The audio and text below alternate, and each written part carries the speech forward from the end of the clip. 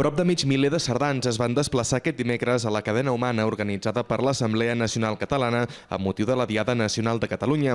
Una gran part ho va fer amb algun dels 7 autocars organitzats per la delegació comarcal de l'ANC, que va posar vehicles cap a trams de Coma-ruga, al Baix Penedès, i Camarles, al Baix Ebre. Altres cerdans, per la seva banda, hi van arribar amb el seu vehicle particular. De veritat, ha estat tot un èxit i històricament ha estat la primera vegada que Cerdanya ha mogut més de 400 persones per anar a un acte independentista.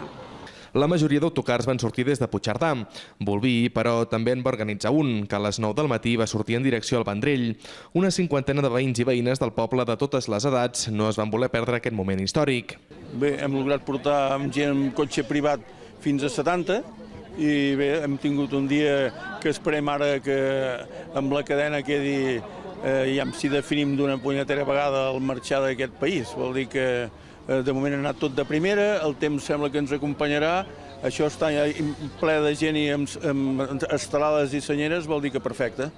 Entre els cerdans desplaçats a la cadena humana s'hi van poder veure cares força conegudes de la política i la societat cerdana.